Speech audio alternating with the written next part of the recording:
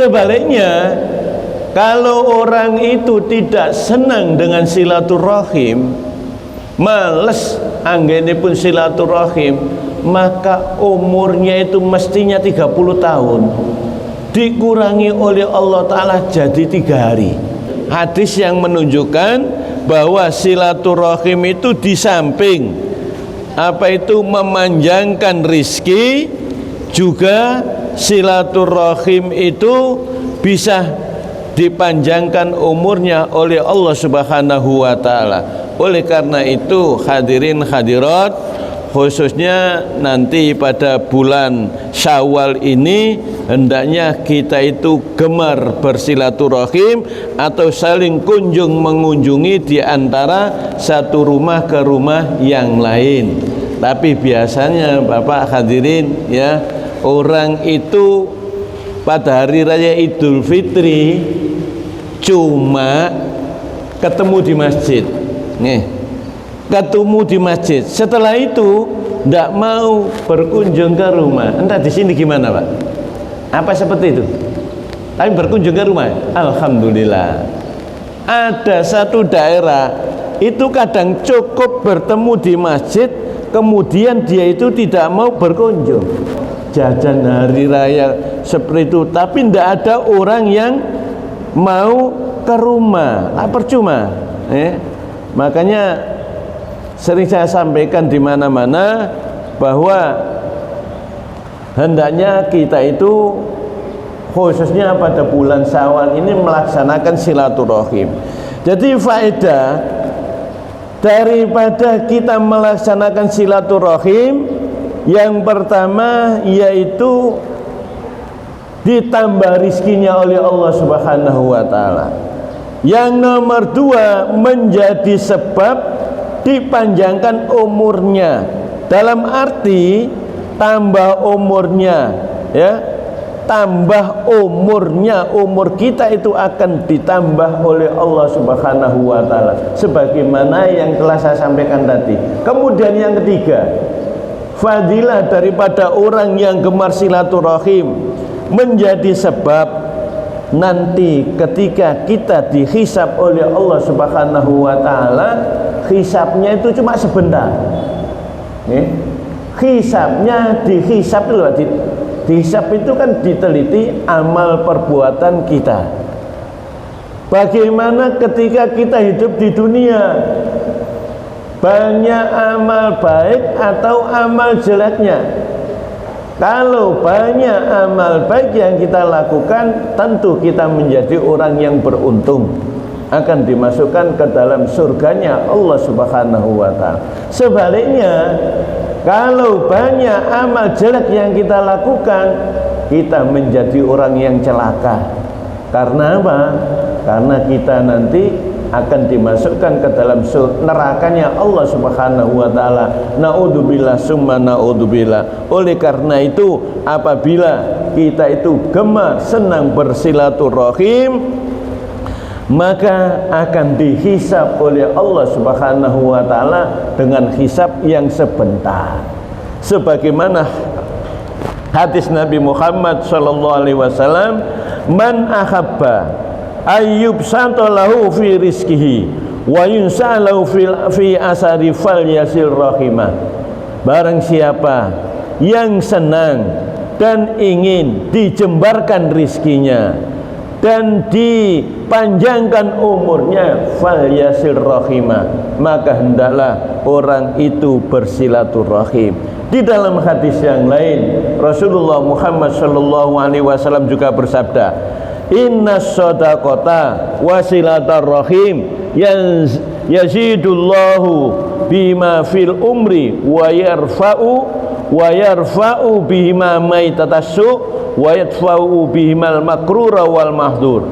Sesungguhnya sedekah dan silaturahim itu bisa menjadi sebab Allah Subhanahu wa Ta'ala memanjangkan umur kita dan menolak kepada kita mati dalam keadaan yang mengerikan, dengan sebab kita itu bersedekah dan silaturahim. Sebagaimana mati dalam keadaan tabrakan, kecelakaan itu loh Mas. Itu termasuk mati yang sangat mengerikan. Seperti kemarin pada malam 25 ya, saya itu dari rumah sakit Petro, kebetulan anak saya yang perempuan itu sedang bobot, habis berbuka puasa keluar keringat dingin, kemudian muntah. Saya bawa ke rumah sakit Petro. Setelah saya pulang sekitar jam berapa itu ya, jam 9, di pertigaan Petro sana Mas, di Randu Agung pertigaan itu ada kecelakaan ya. Banyak polisi mungkin di situ ya, dan banyak masyarakat yang melihat korbannya.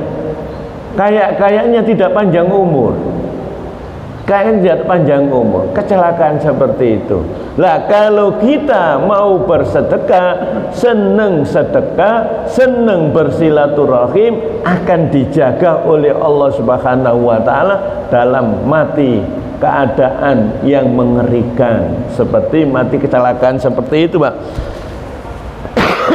Kemudian mati tenggelam. Tenggelam itu juga mati yang sangat mengerikan. Nggih, kelelep ya, tenggelam. Itu kita dijaga yang seperti itu. Kalau kita lihat Pak, ada film Titanic. Nggih. Dulu itu ada film namanya Titanic. Kapal apa itu namanya? Kapal untuk wisata-wisata loh. Titanic lah. Kapal itu kan nabrak salju. Itu bagaimana keadaan orang itu di situ ya, sekitar kapal. Kan mati, banyak yang mati tenggelam. Itu juga termasuk mati yang mengerikan. Makanya kita jaga yang seperti itu, kita dengan gemar bersedekah dan bersilaturahim. Juga kalau kita senang silaturahim dan bersedekah, akan terjaga kita itu dari penipuan. Sekarang banyak macamnya penipuan-penipuan Mas. Baik dari segi medsos atau dari mana saja ya ditipu. Kamu mendapatkan sekian juta kalau mau ini mau ini. Itu kan penipuan. Nah, kalau kita gemar bersilaturahim, maka kita akan dijaga oleh Allah Subhanahu wa taala dari penipuan-penipuan yang seperti itu. Hadirin hadirat yang saya hormati, lah pada bulan Syawal ini nanti Pak Bu ya, pada bulan Syawal ini nanti hendaknya kita itu sowan. Sowan itu dalam arti berkunjung, berziarah ke rumah kedua orang tua kita, baik itu orang tua yang sekampung atau orang tua yang tempatnya di daerah lain. Makanya ada istilah mudik Pak ya. Saya kira di ABR ini semuanya bukan asli penduduk sini ya. Ya mungkin ada orang yang pendatang, ada yang dari Madura, mungkin ada yang dari luar daerah lainnya. Lah pada waktu hari raya ini loh, hendaknya kita itu gampang bahasa itu mudik. Tujuannya apa? Ada orang tua yang ada di situ, kita datangi ya. Tujuannya berkunjung, minta doa restu dan mohon maaf kepada kedua orang tua itu, tapi dengan kata-kata yang halus. Ucapannya itu tidak sampai menyakiti kepada hati kedua orang tua kita. Jadi diusahakan Pak. Apalagi lebih enak kalau orang tua kita itu ada di daerah sini, di wilayah Gresik atau wilayah Surabaya, lebih enak. Meskipun jauh, kita usahakan untuk berkunjung ke rumah kedua orang tua kita dengan tujuan mohon maaf dan minta doa restu. Ada satu hadis diceritakan dari sahabat Anas, dari sahabat Abi Dzar radhiyallahu an. Sahabat Abi Dzar ini katanya, saya pernah mendengar Rasulullah Muhammad sallallahu alaihi wasallam bersabda, "Man masa li ziyarati walidayhi kataballahu lahu bi kulli khatwatin mi'ata hasanatin wa maha anhu mi'ata sayyiatin wa rafa'alahu mi'ata darajatin fa idza jalasa baina yadayhima wa takallama bi tayyibil kalami atahullahu ta'ala yaumal qiyamati nuran yas'a baina yadayhi fa idza kharaja min indihima kharaja maghfuran lahu." Yang artinya, barang siapa yang berjalan, tujuannya apa? Berjalan sowan atau berkunjung ke rumah kedua orang tua kita. Berjalan ini bisa ya berjalan atau naik kendaraan. Naik kendaraan atau berjalan. Kedua ke rumah orang tua kita, maka Allah Subhanahu wa taala menulis kepada orang itu setiap jangka ditulis oleh Allah Subhanahu wa taala 100 kebaikan. Nah, misalkan Mbak, ya, yang rumahnya jauh atau dekat, dihitung jangkanya. Setiap jangka ini loh Pak, Allah Subhanahu wa taala menulis, diberi oleh Allah Subhanahu wa taala 100 kebaikan. Lah kalau naik kendaraan, ya dihitung putaran rodanya. Berapa putaran roda? Itu setiap putaran 100 kebaikan. Kemudian Allah Subhanahu wa taala menghapus 100 dosa yang pernah kita lakukan. Dosa yang pernah kita lakukan sebanyak 100 itu diampuni oleh Allah Subhanahu wa taala setiap jangka, setiap kita melangkah. Dan Allah juga mengangkat 100 derajat. 100 derajat kita akan diangkat oleh Allah Subhanahu wa taala.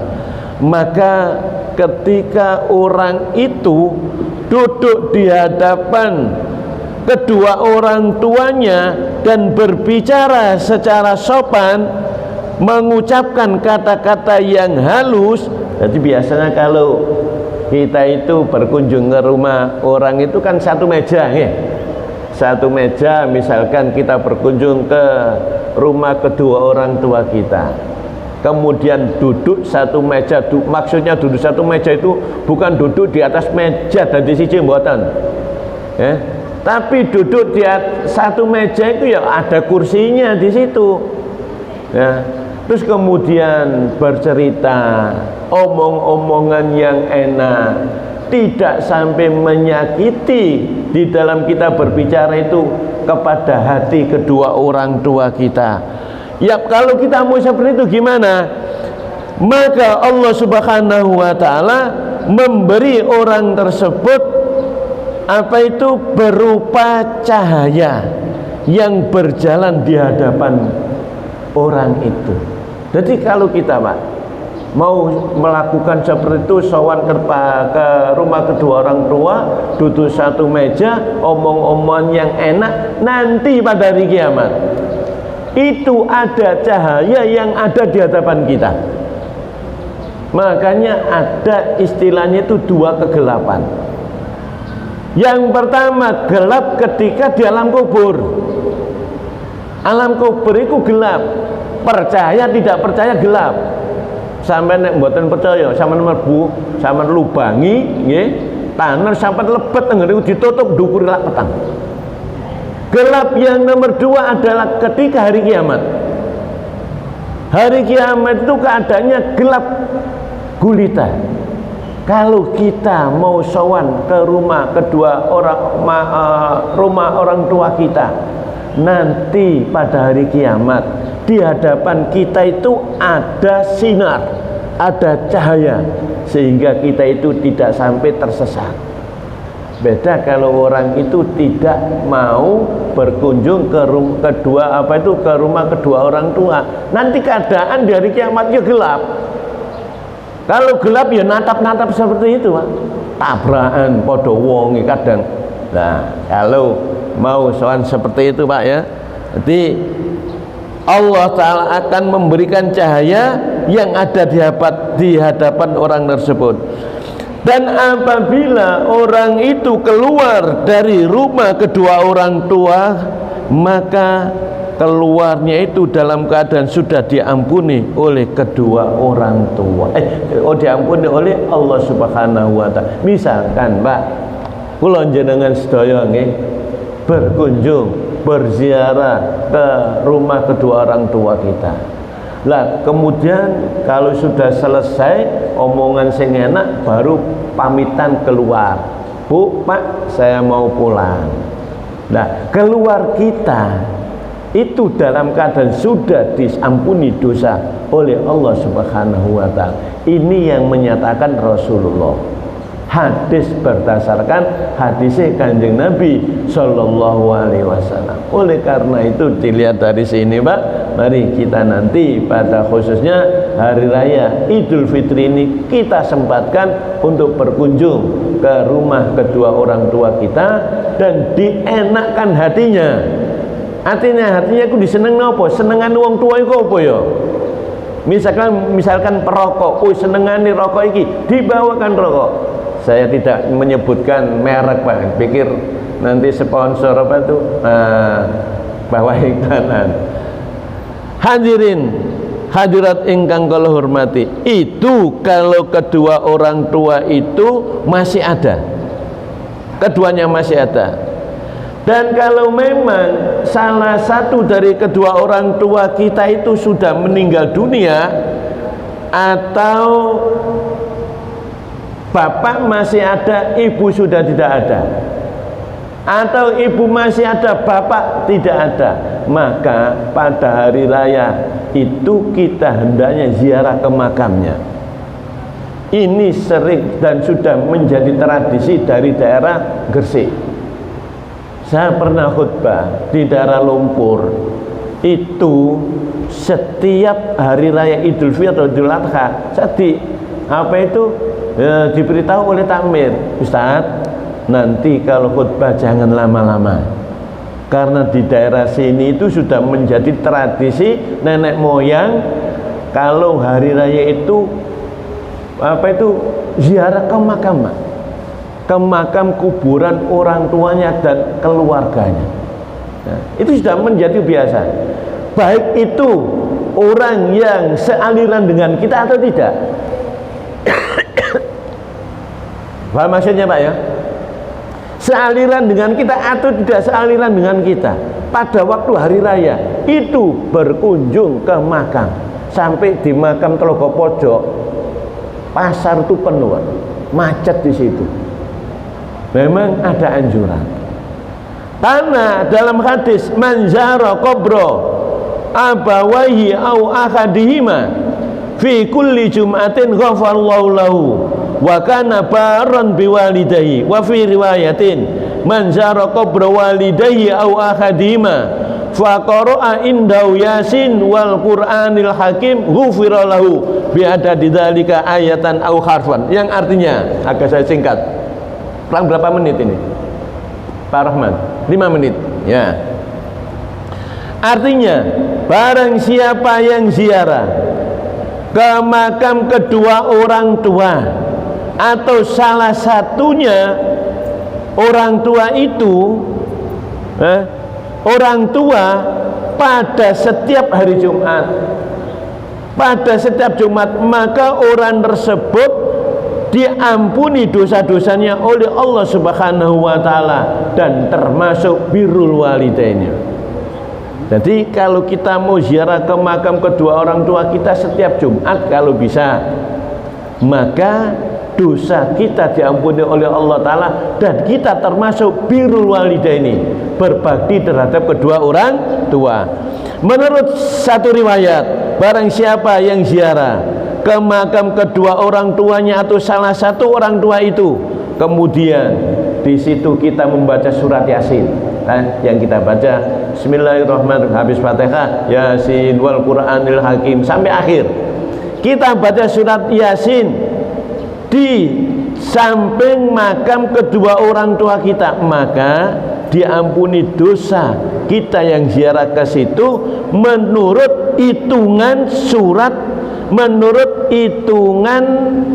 surat Yasin dari ayat atau hurufnya. Maksudnya gini Pak, kalau kita mau ziarah ke makam kedua orang tua atau keluarga kita, kita bacakan surat Yasin, Yasin wal Qur'anil Hakim, maka dosa kita diampuni oleh Allah Subhanahu wa Ta'ala menurut hitungan ayat surat Yasin. Itu ada berapa ayat? Atau huruf yang ada di surat Yasin itu ada berapa huruf?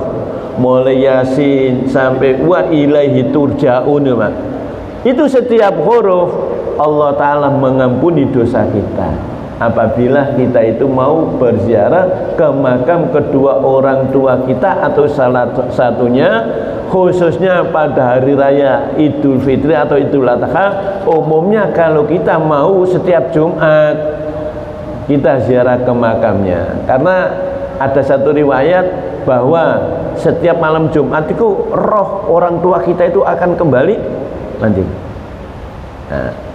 ke rumah. Ya sudah, saya pikir itu saja yang bisa saya sampaikan. Kurang lebihnya mohon maaf yang sebesar-besarnya. Mudah-mudahan apa yang saya sampaikan tadi bermanfaat bagi kita sekalian. Amin amin ya rabbal alamin. Mari pertemuan ini kita tutup dengan bacaan suratul Fatihah dan doa Al-Fatihah. A'udzubillahi minasyaitonirrajim. Bismillahirrahmanirrahim. Alhamdulillahirabbil alamin arrahmanir rahim maliki yaumiddin. Iyyaka na'budu wa iyyaka nasta'in ihdinas siratal mustaqim siratal ladzina an'amta 'alaihim ghairil maghdubi 'alaihim waladdallin.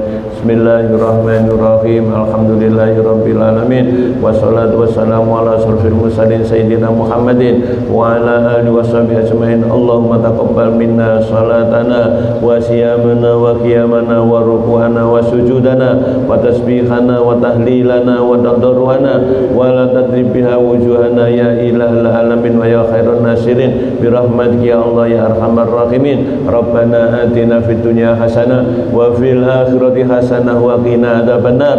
Wa sallallahu ala sayyidina Muhammadin wa ala alihi washabihi wasallam. Walhamdulillahi rabbil alamin. Assalamualaikum warahmatullahi wabarakatuh. Waalaikumsalam.